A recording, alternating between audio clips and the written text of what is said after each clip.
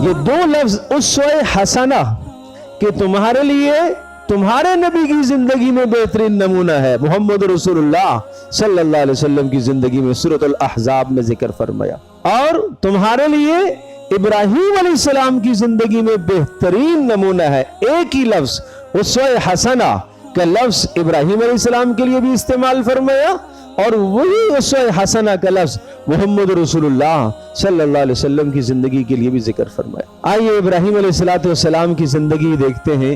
ابراہیم علیہ السلام کی زندگی کس اعتبار سے ہمارے لیے اسوہ حسنہ، قرآن کن مضامین کو، ابراہیم علیہ السلام کی زندگی کے کن پہلوؤں کو اجاگر کرتا ہے، وہ ذہن نشین فرمائیے۔ عجیب، اور کیا اجاگر کرتا ہے، اور کیا قرآن کریم اعتدال کی بات کرتا ہے۔ سب سے پہلا نمونہ میں آپ کے سامنے پیش کرتا ہوں سورۃ الممتحنہ کا۔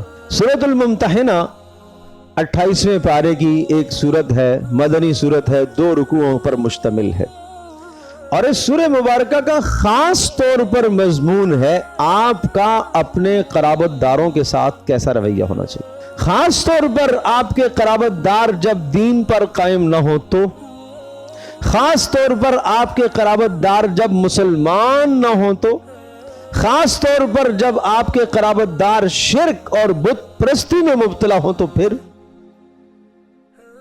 اللہ نہ کرے آپ کے گھر کا سب سے قریب ترین آدمی کون ہے؟ باپ، ماں، بہن، بھائی، اقربا، اعزا۔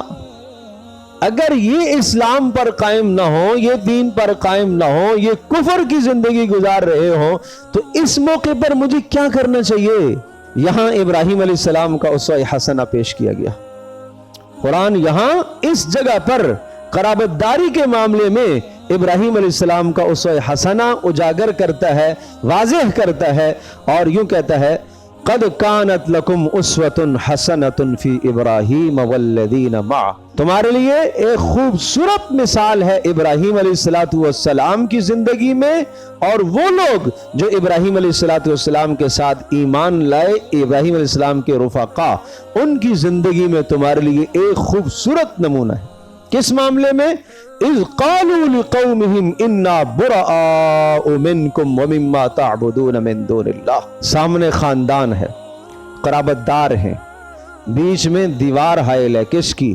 ادھر ایمان ہے، سامنے کفر ہے، کفر اور ایمان کے بیچ میں دیوار ہے، حجاب ہے، پردہ ہے۔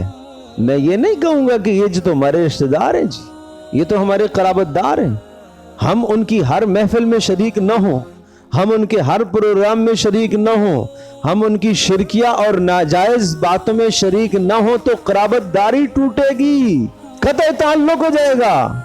ابراہیم علیہ السلام کہہ رہے ہیں انا براء منکم ومما تعبدون من دون اللہ، خبردار میرا کھلا اور واضح اعلان سن لو، میں تم سے اور تم جن کی بندگی پوجا اور پرستش کر رہے ہو، اور جن جن شرکیہ عقائد و نظریات کے آپ حامل ہو، میں ان تمام کے تمام شرکیہ عقائد اور نظریات سے براءت کا اظہار کر رہا ہوں۔ میرا تمہارے سے اس معاملے میں کوئی تعلق نہیں، تم مجھ سے کوئی شرکیہ کام نہیں کروا سکتے کہ کسی جگہ پر تم مجھے دعوت دو کہ ابراہیم آ جاؤ نا، یہاں ہم رشتہ دار ہیں، آ جاؤ ہمارے ساتھ مل کر، آ جاؤ آج ہم میلے پہ جا رہے ہیں، آؤ ہم آج بتوں کو سجدہ کریں گے، ہماری زینت اور عید کا دن ہے، آ جاؤ۔ نہیں، خبردار۔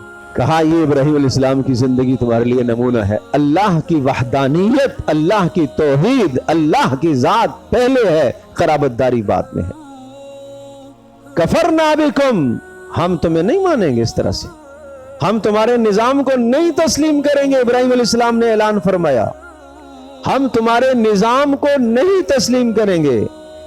بدا بیننا و بینکم العداوۃ والبغضاء، ہمارے اور تمہارے درمیان میں تمہارے کفر کی وجہ سے، تمہارے غلط نظریات کی وجہ سے، تمہارے باطل عقائد کی وجہ سے، اور تمہارے غلط رسم و رواج کی وجہ سے ہمارے اور تمہارے درمیان میں ہمیشہ بغض اور عداوت رہے گا۔ ہاں، بغض و عداوت ختم کرنا ہے تو ایک راستہ ہے، حتی تؤمنوا باللہ وحدہ، اللہ پر ایمان لے آؤ، اللہ کے قانون کو مان لو، اللہ کے فیصلوں کو تسلیم کر لو، تو پھر ہم آپ کو گلے لگائیں گے. اگر اللہ کے فیصلوں کو آپ تسلیم نہیں کرتے ہو پھر ہمارا اور آپ کا کوئی تعلق نہیں. ہم آپ کی کے ساتھ کسی برائی میں شریک نہیں ہو سکتے. تو میں عرض کر رہا ہوں آج یہ ہمارے لیے ابراہیم علیہ السلام کی زندگی نمونہ ہے.